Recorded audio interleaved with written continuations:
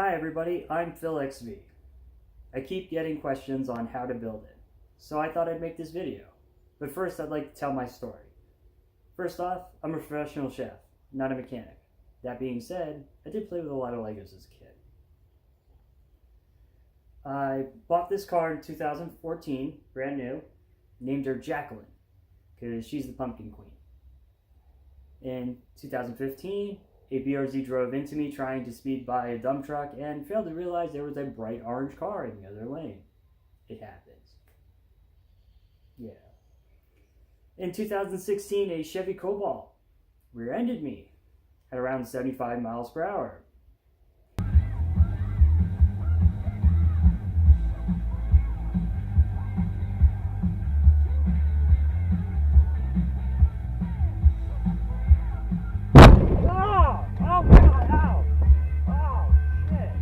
I was at a complete stop on a 35 mile per hour road, making a left turn. My airbags never deployed. The frame of the car was crippled. My Kirk hitch formed an anchor to the ground. It stopped her from going underneath the Crosstrek rear bumper because, you know, they're so high up. Just like that Porsche in that one news report. Look it up, it's pretty funny. It actually saved her life. If it wasn't for that anchor, she would have went right under me and I would have went right through her windshield. No ifs, or ands, or buts. After the accident, I couldn't walk. Could barely think. I couldn't even speak correctly. I lost a year of my life to a severe concussion. I'm still paying for it every day with headaches and problems. Sometimes you can't really talk. But I'm alive. The Subaru did its job, and the car's a tank. Myself and everybody knew the car was totaled. 16 plus thousands dollars in damages, frame damage, all the molding on the passenger side was popped out of place. Passenger side doors wouldn't even open. I told the dealership I was probably going to get a WRX or an STI because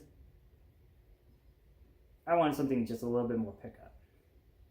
Against all odds, the car was fixed and not totaled out. And the dealership gave me an authentic STI badge in the rear end. This one's fake. But that STI and the badge in the back, I took that as a challenge to turn my stitched together Crosstrek into Frankenstein's monster. Superchargers. When I was a kid, I loved supercharged cars. That cool blue blower on the hood of the car, Mad Max, Ford Falcon XP. 3 months of researching boosted Subarus, learning how to turbo, superchargers, how they worked. Then one day at the local junkyard with my brother-in-law, he needed a drive shaft for a truck he was rebuilding. And look where to have it. I recognized a Mercedes model that had a supercharger in it. So I asked my brother, I was like, please. 6 hours in July heat of hammering, angle grinding, just beating on that engine just to get it out. It's really hard to get these superchargers out. You know, they're not just like this thing, plug and play. I mean, I could take that off with 4 bolts. We finally got it out, and I had my supercharger, the Eaton M65. So I made a bracket, started up, and I blew the pipes off.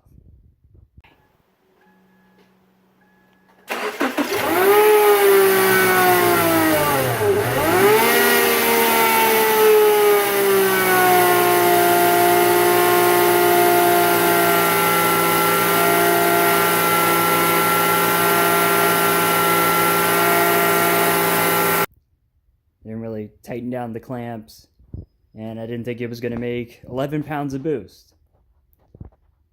The problem with the M65 is its small supercharger pulley or an overboost pulley that builds boost real fast. And I have a CVT. CVTs have this cold start, so when you start it up, it revs up higher, and the high RPMs send a lot of boost through the pipes. But the pipes are all torqued down now. Better solution would be like putting a bigger pulley. I hear Mustang pulleys on the M65 work, or getting an M45 or an M62 Eaton Supercharger. But where's the fun in that? One blow-off valve brought it down to 8 pounds. I found online there was Camaros that were using 2 blow-off valves on their supercharged rides. So I put on 2 blow-off valves, and the second blow-off valve brought it down to 5 pounds. And most of this is eBay.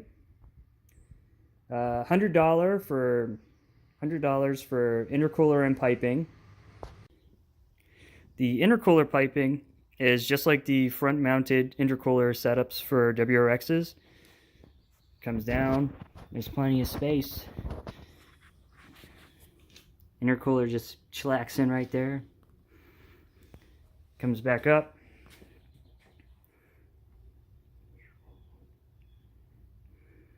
I had to move the washer fluid reservoir, and I recreated a smaller one, and that one just hangs out right in here.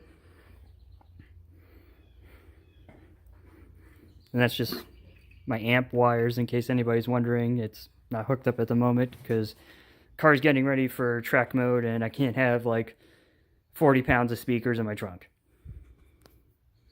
It was $40 for each blow-off valve and pipe adapter. It was $90 for the Junkyard Supercharger, and about $7 for the Supercharger oil. I did have to do a rebuild on it, which is, there's this little rubber coupler in there. Started squeaking, so that was also recently done with new Supercharger oil. $15 boost pressure gauge. It's somewhat accurate. Longer belt was $33. I actually had it running for 6 months with the original belt, and it was a little bad there. So I highly recommend the bigger belt. About $15 worth of bolts and angle iron. A $15 catch can on eBay. There's a guy on YouTube, I don't know, I found it a very long time ago, talks about catch cans and modifying them. And he was saying that how the cheap ones, inside the little things, the tubes, there's smaller diameter. Because, you know, the PVC line is 3/8. And inside it's like really, really small. So I bored it out with a drill. And I also installed a 3/8 check valve.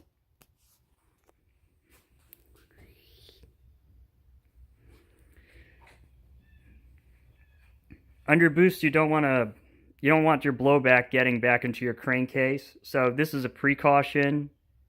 I know some turbo kits come with a turbo PCV valve, which is essentially a stronger check valve. So you could just add another check valve to it, and it should be just strong. All this was about $300.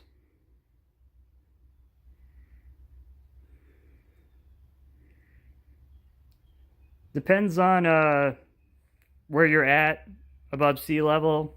But for me, 1.7 pounds of boost triggers the check engine light. The traction control light also turns on at that same boost. And I get 2 check engine codes, which are both on the map sensor. And the map sensor is right there, and you can replace it with the BRZ map sensors. BRZ map sensors are exact fit, and they have 1.7 bar, which goes up to 11 pounds of boost, 2 bar, and a 3 bar. 3 bar if you really want to blow it up, because you'll never have this car running on 3 bars of pressure. Nearly every single boosted Crosstrek says the same thing about max boost. 10 pounds. You can't really exceed 10 pounds or it just blows up. It just can't handle it. There's turbo Crosstreks in Malaysia, turbo Crosstreks in Australia. There's one that I know of, a turbo Crosstrek in America. It's a white FB20 Impreza. There's a bunch of builds on the forums. Pretty much all of them turbo. There is a guy that uses a centrifugal supercharger, and the centrifugal supercharger basically is a belt-driven turbo. It's got more high-end power, but the car doesn't need high-end power. The car needs low-end power, so I figured supercharger roots style was the best option for the Crosstrek. I recently did a fuel pump upgrade. The Deutschwerks 65C is a exact fit to the Crosstrek, at least the Gen 1 models. I don't know about the Gen 2. Let's see, it's over here somewhere.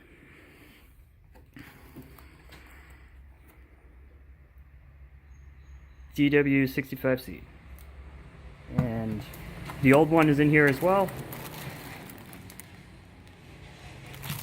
So it's the same size, you just shove it in there and it's good to go. And you don't have to spend $1 million on wheels and tires. Everybody always tells me, oh man, these things look so cool. What are they? I got them from the Junkyard for 20 bucks. They're the 2004 Outback. I threw on some General Grabbers on them and went off-roading, loved it. Drive through 32 inches of snow, no problem. And at Junkyard, this is a strut from a 2016 Impreza. So I could lower it down to 5 to 6 inches ride height when I'm, autocrossing or something like that. I also have bigger injectors for this. I got remanufactured, flow-tested 440cc WRX injectors. I'm not looking for 10 pounds of boost. It is my daily driver. The car doesn't need insane boost. If you do something like this and you're only running 2 pounds of boost, 2 pounds is more than enough to give this car the pickup it needs without blowing it up.